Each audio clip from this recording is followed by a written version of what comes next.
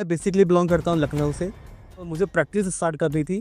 तो कई लोगों ने कहा कि आप दिल्ली से कर लो, किसी बड़ी जगह से करो, अपॉर्चुनिटी। फादर है वो लॉयर थे, तो वो ये चाहते थे कि मैं भी लॉयर बनूं। जो आपको करना है वो आप करो, कि आपको इतने पैसे मिलेंगे, आपको दोबारा सीए करना है, तो शायद मैं नहीं करूँगा।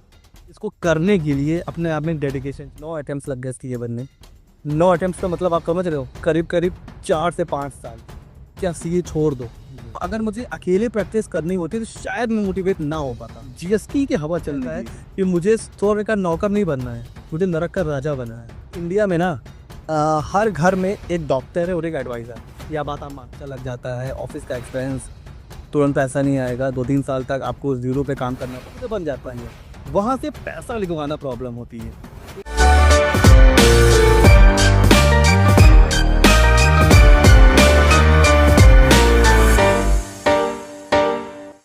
Hello friends. सर को तो आप लोग काफ़ी समय से जानते हैं। सर काफ़ी समय से वीडियोस बना रहे जीएसटी और इनकम टैक्स पे। अभी तक तो सर को आप लोगों ने प्रोफेशनली काफ़ी अच्छे से जाना है।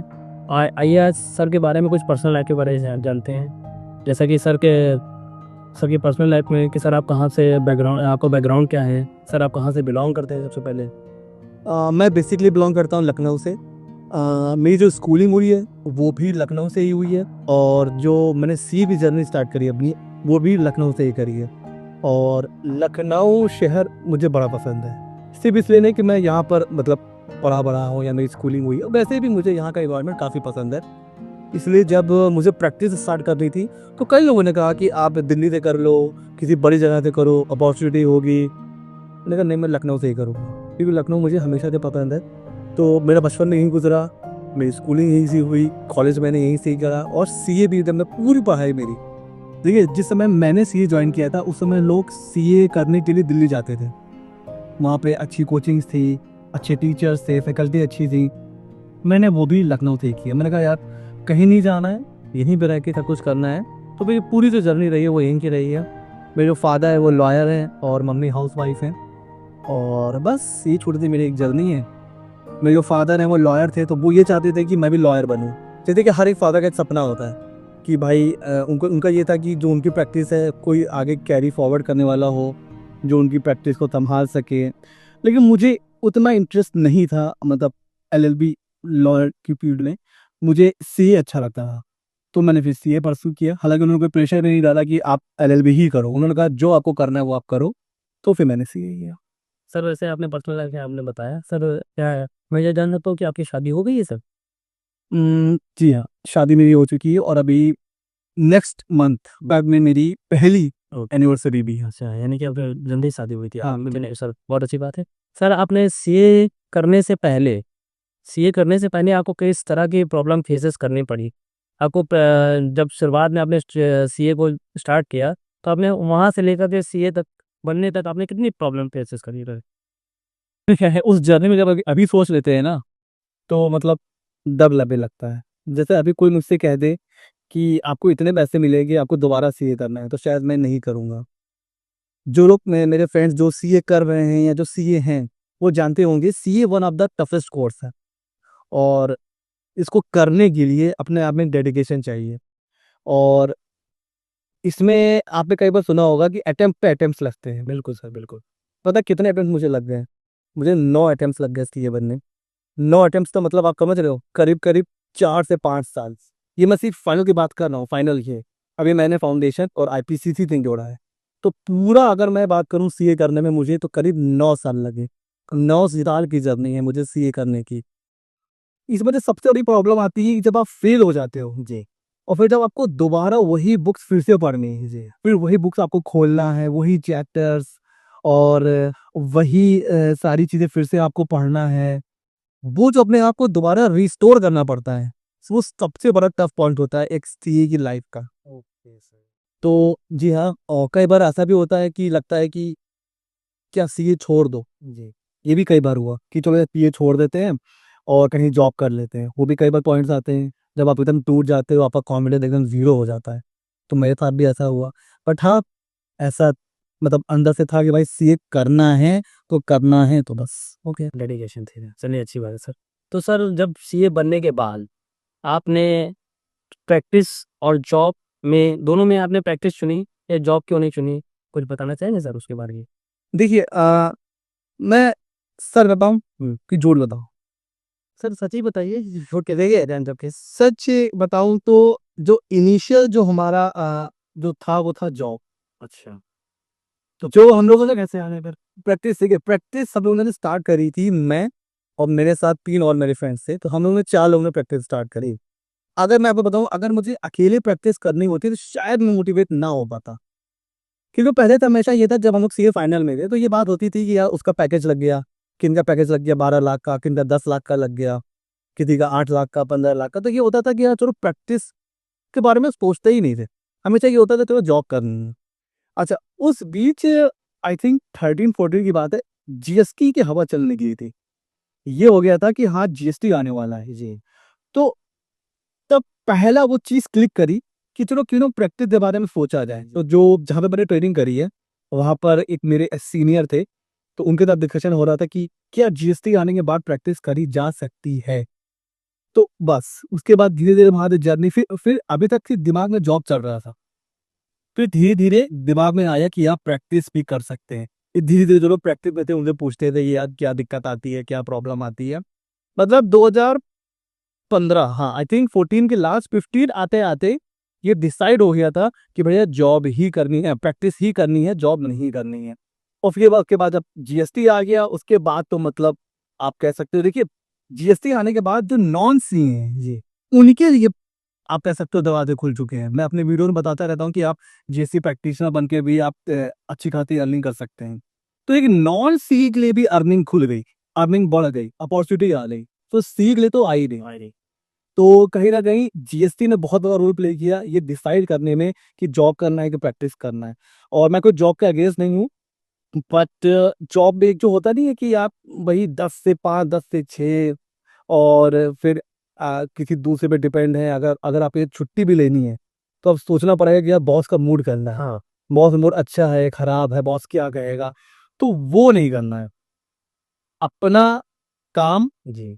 अब एक मूवी मुझे याद आ रही है, मूवी का वो कहता है कि मुझे स्वर्ग का नौकर नहीं बनना है, मुझे नरक का राजा बनना है। तो बस वही वाला हिसाब किताब है कि आप ठीक है कम कमाइए लेकिन अपने मालिक बनिए। तो वो एक थॉट प्रोसेस धीरे धीरे डेवलप डेवलप हुआ और फिर जो है अपना प्रैक्टिस में आ गया। तो सर जैसे कि आपने बताया कि आप प्रैक्टिस कर रहे हैं, तो अभी तक प्रैक्टिस के बाद मतलब जो सीए बनने के बाद प्रैक्टिस आपने स्टार्ट करी, तो इस प्रैक्टिस के दौरान आपको किस तरह की प्रॉब्लम फेसेस करने को मिली है? देखिए अपने इंडिया में ना हर घर में एक डॉक्टर है और एक एडवाइजर है, या बात आप मानो। बिल्कुल बिल्कुल। तो एडवाइस देने वालों की कमी नहीं है यहाँ पर। जैसे ही ये बात पता मैंने बताया अपने फ्रेंड्स को, सीनियर्स को कि अब मैं प्रैक्टिस करने जा रहा हूँ, तो आपका एक ही चीज था भाई, टफ होती है प्रैक्टिस। प्रैक्टिस अगर करोगे ये नहीं होता है, पैसा नहीं आता है, खर्चा लग जाता है, ऑफिस का एक्सपेंस, तुरंत पैसा नहीं आएगा, 2-3 साल तक आपको जीरो पे काम करना पड़ेगा, क्लाइंट्स नहीं बनते हैं। बिल्कुल उस सबने बताया। और ये बात बिल्कुल सही है, जब आप प्रैक्टिस स्टार्ट करते हो तो जो प्रॉब्लम आती है, पहली प्रॉब्लम आती है कि आपको क्लाइंट्स ढूंढने हैं। और दूसरी प्रॉब्लम इससे बड़ी आती है, वो शायद आपको भी आप भी प्रैक्टिस नहीं है, क्लाइंट से पैसा निकलवाना है। ऐसा बिल्कुल बिल्कुल सही बात है ऐसा। पहला है क्लाइंट बनाना, चलो क्लाइंट तो बन जाते हैं, ठीक है। क्लाइंट क्या होता है भाई, आपके घर के आपका फ्रेंड, उनके पेरेंट्स, आपके अंकल, मोहल्ले का कोई अंकल, कोई शादी में आप गए हो, फंक्शन में गए हो, वहां पे कोई मिल जाता है, तो क्लाइंट तो वहां से बन जाता है। वहां से पैसा निकलवाना प्रॉब्लम होती है। तो जो लोग प्रैक्टिस करने के बारे में सोच रहे हैं उनको मैं ये कहना चाहूंगा कि अगर आप प्रैक्टिस में जाना चाह रहे हैं तो 2 चीजें ध्यान रखिए। पहली प्रॉब्लम, क्लाइंट्स बनाना टफ है। दूसरी प्रॉब्लम उससे भी बड़ी है कि आपको उन क्लाइंट से पैसे रिगवाना होना चाहिए क्योंकि क्लाइंट को ऐसा लगता है कि बस काम होता रहे और सीए या प्रोफेशनल पैसा ना मांगे। जहां पैसा मांगा वो व्हाट्सएप में हमने बिल भेजा, वो देख के इग्नोर कर देते हैं, लगता है कि मैसेज है ही नहीं। तो और फिर क्लाइंट्स ऐसे ऐसे बहाने देते हैं ना। एक बार मैंने क्लाइंट को फोन किया फीस के लिए, तो मुझसे कह रहा है कि सर मेरे पास ना बच्चे की फीस देने के पैसे नहीं है। मतलब आप जिस बंदे के पास अपने बच्चे की फीस देने के पैसे नहीं है, उससे आप क्या अपनी जो है फीस मांगोगे इस बार। ऐसे से बहाने क्लाइंट देते हैं, जबकि मुझे पता है वो व्हाट्सएप पे वो स्टेटस लगा रहा है, वो मनाली घूम रहा है, उसके लिए पैसे हैं उसके पास, बैंकॉक घूम रहा है, पैसे हैं उसके पास। लेकिन अगर मैंने अपनी फीस का इनवॉइस भेज दिया, सर बहुत दिक्कत में है, सर घर में ये बीमार हो गया, सर वो बीमार हो गया, तो ये प्रॉब्लम है प्रैक्टिस की। बट हाँ, ये प्रॉब्लम जैसे जैसे आप ग्रो करते हो ये कम होती जाती है। जैसे जैसे जैसे आपको नॉलेज मिलती है, आप आपका आपकी गुडविल क्रिएट होती है, फिर आपसे अच्छे क्लाइंट्स जुड़ते हैं। जैसे जैसे आप ग्रो करते हो, जो अच्छे क्लाइंट्स होते हैं वो काम भी करते हैं, करवाते हैं और पैसा भी देते हैं। तो ये प्रॉब्लम थी प्रैक्टिस की, बिल्कुल। चलिए सर, अच्छी बात है। तो सर वैसे कि जानना चाहेंगे कि एक, वैसे ये क्वेश्चन तो नहीं बनता है बट लेकिन फिर भी एक क्वेश्चन है कि सर आपकी मंथली अर्निंग कितनी हो जाती होगी? ये तो आपने बहुत टफ क्वेश्चन पूछ लिया है। अर्निंग का देखिए क्या होता है ना, अभी मैं अपने दर्शकों को भी बोलूं, कभी भी आप एक अर्निंग पे डिपेंड मत होइए। कभी भी जी, हमेशा अपने 2-3 सोर्स ऑफ अर्निंग वो बना के रखिए जी। ठीक है, तो मेरा ठीक है, तो मेन सोर्स ऑफ इनकम है वो प्रैक्टिस है। उसके अलावा यूट्यूब भी है। उसके अलावा मेरी जो प्रॉपर्टीज है, रेंटल इनकम वगैरह, और अपना शेयर्स वगैरह। तो मैंने मल्टीपल सोर्स ऑफ इनकम बना रखे हैं। तो अगर आप अपनी लाइफ में एक स्टेबल फ्यूचर चाहते हो तो आपके पास मल्टीपल सोर्स ऑफ इनकम होने में नहीं, बट हाँ, एक आपका मेन सोर्स ऑफ होगा इनकम का, उस पे आपको फोकस करना है, क्योंकि उसी से ही आप बाकी सोर्स ऑफ इनकम करोगे। भाई आपको शेयर्स की इनकम कहाँ से होगी? जब तक आप पैसा नहीं कमाओगे, उतना पैसा आप शेयर में लगाते हो, कहा जाता है कि जितना आप लॉस झेल सको। तो वो लॉस झेलने की इनकम कहाँ से आएगी? जब आप अपना पैसा जहाँ कमा रहे हो, मेन सोर्स है, वहां जब पैसा बचेगा तब आप एफडी में लगाओगे, तब आप शेयर में लगाओगे, तब आप करोगे। तो मोटा मोटा ठीक ठाक हो जाता है। और हो जाता है अपना एक 14 प्रो मैक्स के बराबर निकल जाता होगा अपना। जी, चलिए सर, अच्छी बात है कि आप 14 प्रो मैक्स के बराबर की अर्निंग कर रहे हैं। तो सर जैसा कि है, अभी तक तो आपने अच्छी बात बताई है। सर आपके बारे में एक ये जानना चाहेंगे कि आपका फ्यूचर और आगे कहाँ तक जा सकता है? देखिए, अब मेरा तो फ्यूचर ये है कि मुझे ऑल ओवर इंडिया में जाना है। मैं बात करूं, मैंने लखनऊ में शुरुआत करी थी, अपनी जो प्रैक्टिस मैंने स्टार्ट करी वो लखनऊ से करी। आज मेरा ऑफिस न्यू दिल्ली में भी है। मैं मंथ में 3 से 4 दिन वहाँ बैठता हूँ। स्टार्टिंग में मैं हर वीक जाता था, अभी मंथ में 1 या 2 बार जाता हूँ। तो लखनऊ में भी मेरा ऑफिस है, न्यू दिल्ली में मेरा ऑफिस है, बेंगलोर में मेरा ऑफिस है, पटना में मेरा ऑफिस है। तो 4 जगह पे मेरा अपना ऑफिस है, बाकी मेरे फ्रेंचाइजी ऑफिस हैं। तो मेरा जो विजन है वो ये है कि मुझे अपनी प्रैक्टिस, अपने ऑफिस को ऑल ओवर इंडिया लेके जाना है। एक ऐसा प्लेटफॉर्म बनाना है जिससे लोग जुड़ सकें। जिसे मैंने अपना जो यूट्यूब चैनल बनाया था ना, वो मैंने इसी इसी सोच के साथ बनाया था कि वो लोग जो इस फील्ड में अपना करियर बनाना चाहते हैं। मैंने ये देखा कि यूट्यूब पे सब कुछ है, पर कोई ये नहीं बता रहा है, कोई अकाउंटेंट तैयार कर रहा है, कोई जीएसटी सिखा रहा है, कोई इनकम टैक्स सिखा रहा है, कोई ये नहीं बता रहा है कि ये करने के बाद क्या करना है। भाई आपने जीएसटी सीख ले, क्या करेंगे आप अकाउंट सीख लिया, आप क्या करेंगे उसके बाद? आप कुछ, जैसे जब जब मैंने प्रैक्टिस स्टार्ट करी तो कोई गाइड करने वाले नहीं था कि भाई क्या प्रॉब्लम आएगी, कितना खर्चा आएगा, क्या आएगा। तो आप अगर, अब मैं ये बहुत प्राउड में नहीं कह रहा हूँ, लेकिन यूट्यूब पर जो हमारा चैनल है सी मेथड 24, ये एकमात्र चैनल है जिसमें आपको प्रैक्टिस से रिलेटेड सारी इंफॉर्मेशन मिलेगी। कैसे स्टार्ट करना है, क्या खर्चा लगेगा, क्या प्रॉब्लम्स आएंगी, उनका सोल्यूशन क्या है, मार्केटिंग कैसे करनी है, कैसे अर्निंग बढ़ा सकते हैं, कैसे आपको क्लाइंट के साथ डील करना है, क्या क्या चेंजेस होते हैं उनको कैसे पढ़ना है, सब कुछ। मतलब आज की डेट में कोई प्रैक्टिस करना चाहता है जी, वो हमारी प्लेलिस्ट में जाए, वीडियो देखे, उसको एक अच्छा खासा आइडिया हो जाएगा कि तब प्रैक्टिस अगर मुझे करना है तो मेरे लिए क्या अपॉर्चुनिटी है, क्या प्रॉब्लम। तो ये होना चाहिए ना। तो इसलिए मैंने यूट्यूब चैनल बनाया ताकि मैं बता सकूं कि भाई अगर आप प्रैक्टिस करना चाह रहे हो तो आपके पास क्या क्या प्रॉब्लम आएंगी, उनका सॉल्यूशन क्या है, क्या अपॉर्चुनिटी है। मैंने ये भी बताया कि सबके लिए प्रैक्टिस नहीं होती जी। तो मेरा फ्यूचर जो प्लानिंग है वो यही है कि मैं एक ऐसी टीम बनाना चाहता हूँ जिसके साथ जुड़ के, ऑब्वियस सी बात है, मेरा भी फायदा होगा, मैं भी ग्रो करूंगा और जो मेरे साथ जुड़े हैं वो भी ग्रो करेंगे। तो मैं चाहता हूँ कि ऐसी टीम बनाना जो ऑल ओवर इंडिया, जैसे बिग फोर है। अब आप कोई बड़ी कंपनीज होती हैं तो वो आग बंद करके कहाँ जा रही है, बिग फोर के पास जा रही है। ठीक है, उतना बड़ा तो अलग लेवल है, उसके बारे में बाद में सोचेंगे। बट मैं ये चाहता हूँ कि जब टैक्सेशन की बात हो, जीएसटी की बात हो, इनकम टैक्स की बात हो, तो फिर सीए मेथड 24 दिमाग में आए। लोग सोचे कि यार सीए मेथड 24 ही वो सोल्यूशन है जहां पर उनको सारी सर्विसेज अंडर वन रूफ मिल सकती।